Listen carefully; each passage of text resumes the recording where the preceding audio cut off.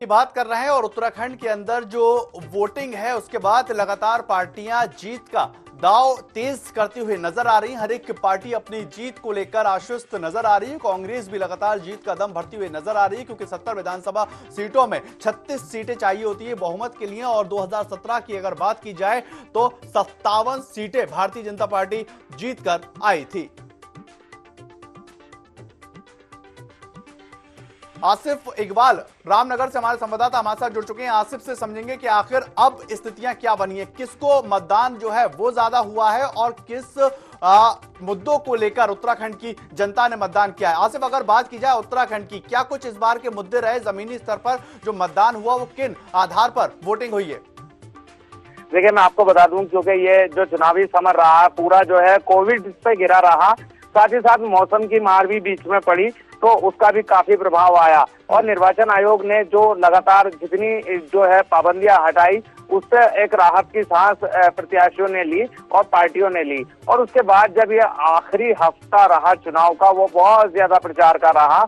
उसमें जो है स्टार प्रचारकों ने और देश भर के नेताओं ने उत्तराखंड का दौरा किया और जो है अपने अपने प्रत्याशी के लिए वोट मांगे। अगर हम बात करें मुद्दों की तो जनता जो है इस बार कम समय जनता को मिला है इन प्रत्याशियों को सुनने के लिए, लेकिन जनता ने अपना जो मन बनाया हुआ था, क्योंकि जो कोविड का काल रहा है सबसे ज्यादा जो नुकसानदायक रहा है, सबसे ज्यादा जो पीड़ा है वो उत्तराखंड ने सही, क्योंकि उत्तराखंड में जो बेरोजगारी की वजह से जो पलायन है उसका जो है खासा असर देखने को मिला था। उत्तराखंड में तमाम लोग जो है आज बेरोजगार हैं।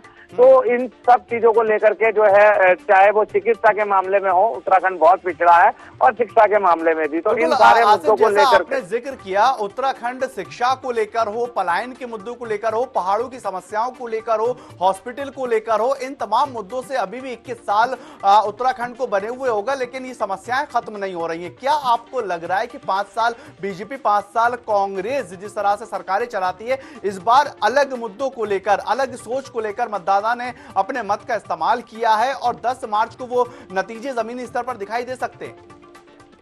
हाँ, देखिए, बिल्कुल वो नतीजे जो है जमीनी स्तर पर दिखाई देंगे 100%, क्योंकि देखिए इस बार जो है देखा जाए कि मतदाता, क्योंकि पिछले 5 साल से जो है लगातार रोजगार की मांग यहाँ उत्तराखंड में कर रहे थे, लेकिन जो है वो बात उनको नहीं हासिल हो रही थी जिसके लिए जो सरकार चुनी थी।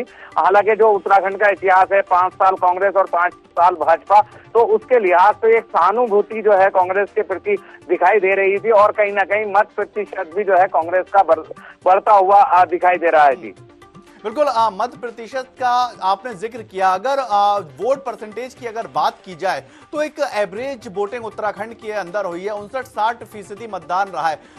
किस फेवर में जाता हुआ आखिर ये मतदान दिख रहा है? क्योंकि एक बम्पर वोटिंग की जो एक बात कही जा रही थी, 70, 72, 75 के पार वोटिंग की जा सकती है और जा सकती है, लेकिन वो वोटिंग नहीं हुई। जमीनी स्तर पर 60 के भी नीचे जो मतदान हुआ है उसमें आपको क्या कमी लग रही है? आखिर मतदाता घर के बाहर क्यों ना निकला और किस वजह से एक बम्पर वोटिंग उत्तराखंड में नहीं हो पाई? आसिफ, देखिए, मैं आपको बता दूं कि जो है जो सरकार के अगर हम देखेंगे सत्तारूढ़ पार्टी बीजेपी के अगर खिलाफ मतदान की बात करें तो खिलाफ तो नहीं करते हैं। जो बीजेपी का समर्थक मतदाता होता है अमूमन वो वोट डालने नहीं जाते हैं।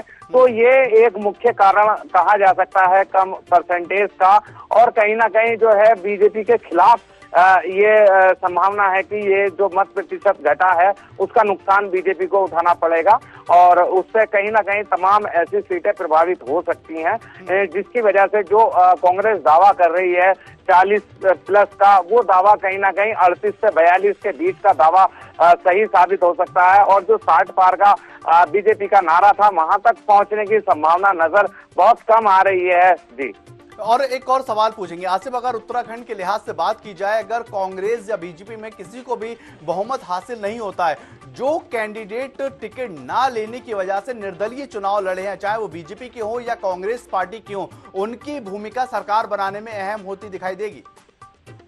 हाँ, देखिए, बिल्कुल ये उत्तराखंड का इतिहास भी है कि कई बार ऐसी सरकारें रही हैं जो कहीं ना कहीं समर्थन से यहाँ बनी हैं और उसमें जो है निर्दलीय का अहम योगदान रहा है। और इस बार जो है आम आदमी पार्टी ने भी काफी दमखम दिखाया है।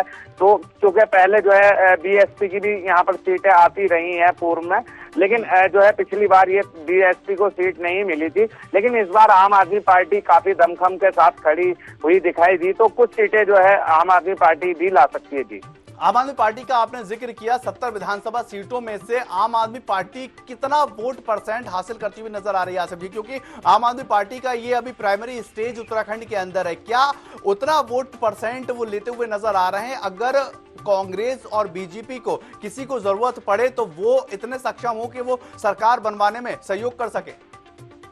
हाँ देखिए, कहीं ना कहीं जो है निर्णायक की भूमिका में निर्दलीय और आम आदमी पार्टी आ सकती है, क्योंकि ऐसी स्थिति जो है उत्तराखंड में बनी हुई है, क्योंकि कांग्रेस भी बहुत ज्यादा बहुमत की स्थिति नहीं साबित कर रही है और 40 पार का जो है दावा कर रही है। तो कहीं ना कहीं उम्मीद ये जताई जा सकती है ऐसी स्थिति में कि कहीं पर भी जो है मामला अब टक्कर का है और जो है अगर कांग्रेस को सरकार बनानी होगी तो उसको इनसे समर्थन मांगना भी पड़ेगा और निर्दलीयों को जोड़ना भी पड़ेगा। अगर बीजेपी की बात करें तो बीजेपी के खिलाफ भी जो है कहीं ना कहीं सत्तारूढ़ पार्टी के खिलाफ जो है मुद्दों को लेकर जनता आहत रहती है और उनके खिलाफ जो है प्रदर्शन करती है, तो उसका खामियाजा बीजेपी को भुगतना पड़ सकता है। बिल्कुल। और आसिफ, एक और महत्वपूर्ण सवाल यहाँ पर यह हो जाता है उत्तराखंड की सियासत के लिहाज से। 21 साल के उत्तराखंड में हमने देखा जो मूलभूत सुविधाएं हैं, स्वास्थ्य, शिक्षा और पहाड़ों की समस्या जो है उसको लेकर कांग्रेस पार्टी भी उतना ही रही जितना बीजेपी पार्टी रही है। क्या आपको लग रहा है कि वो मूलभूत वादे जो जमीनी स्तर पर होने चाहिए थे वो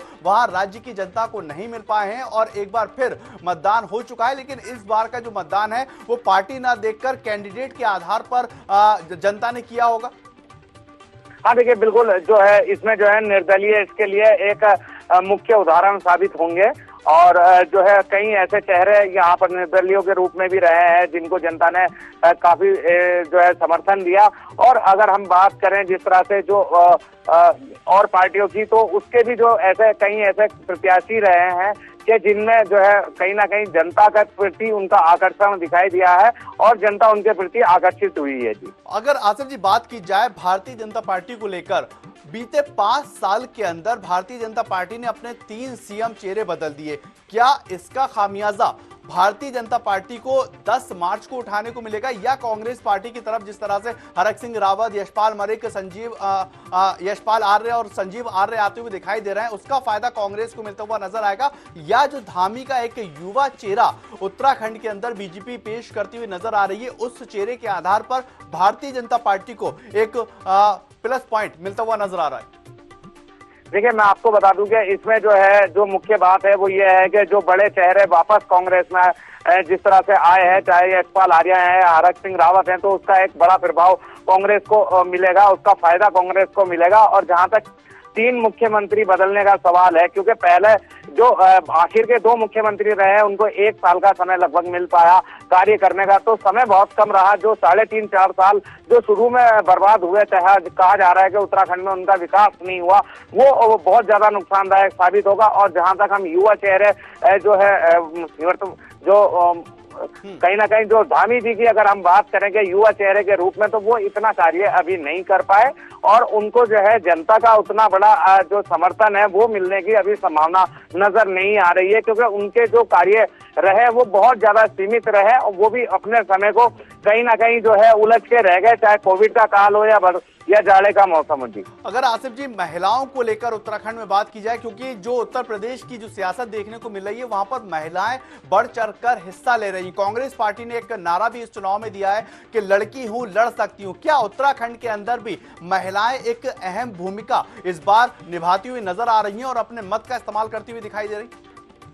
हाँ देखिए, बिल्कुल जो है इसमें जो है बिल्कुल अहम बात यही है कि महिलाओं ने जो है उत्तराखंड में बहुत ज्यादा इस बार मतदान किया है और बढ़ चढ़कर हिस्सा लिया है। हालांकि अगर हम बात करें टिकटों के बंटवारे की, तो उतना ज्यादा जो है रेस्पॉन्स ना तो बीजेपी दे पाई ना कांग्रेस महिलाओं को दे पाई। तो ऐसी परिस्थिति में जो है कहीं ना कहीं मतदाता के रूप में महिलाओं ने अहम योगदान दिया है। बिल्कुल, मतदाताओं के रूप में एक अहम योगदान दिया। एक आखिरी सवाल आसिफ जी आपसे करेंगे, अगर बात की जाए 10 मार्च को लेकर, क्या कुछ लग रहा है कि उत्तराखंड की सियासत में क्या कुछ होने जा रहा है? देखिए, उत्तराखंड की सियासत की अगर हम बात करें इतिहास के हिसाब से और आंकड़ों के लिहाज से, हर बार जो है 5 साल बाद जनता बदलती है सरकार को, तो वो एक सामने खड़ा हुआ आंकड़ा है जिससे अनुमान लगाया जा रहा है कि कांग्रेस को एक सहानुभूति है और बीजेपी को एक नुकसान है। अगर वहीं दूसरी ओर बात करें हम, जिस तरह से जो हरीश रावत का चेहरा एक प्रमुख चेहरा बन के रहा है कांग्रेस में उत्तराखंड के लिए, तो उसका भी बहुत बड़ा फायदा नजर आएगा और 3 सीएम की विफलताओं का जो खामियाजा है वो बीजेपी के सामने 10 मार्च को नजर आ सकता है। ऐसी परिस्थिति में ज्यादा संभावनाएं जो है वो कांग्रेस की लग रही है। कांग्रेस अपना बहुमत हासिल कर लेगी। बिल्कुल आसिफ जी, बहुत बहुत शुक्रिया इस तमाम जानकारी के लिए और बातचीत करने के लिए। देखना होगा कि 10 मार्च को जब नतीजे आते हैं तो उत्तराखंड की जो जनता है वो आखिर किस पार्टी को चुनती है, क्योंकि 5 साल और 5 साल रूल करने का उत्तराखंड का ये रिवाज रहा है और 21 साल उत्तराखंड को आजाद यानी कि जो अलग हुए हो चुके हैं उत्तर प्रदेश से। क्या इस बार की जो सियासत है 2022 विधानसभा चुनाव की जो सियासत है वो एक अलग पैमाने पर नजर आएगी? क्या वो एक अलग दिशा में जाती हुई नजर आएगी? क्योंकि अलग अलग मुद्दों के आधार पर किस तरह से मतदाता ने अपने मत का इस्तेमाल किया है, क्योंकि मूलभूत सुविधाएं हर एक नागरिक को चाहिए होती हैं और उसी के आधार पर वो अपने मत का इस्तेमाल करता है। देखना होगा कि जब 10 मार्च को नतीजे आएंगे तो किन किन प्रत्याशियों को जिताकर उत्तराखंड की जनता ने विधानसभा में भेजा है और आगामी विधानसभा चुनाव आखिर किस तरह की उत्तराखंड की होने जा रही है।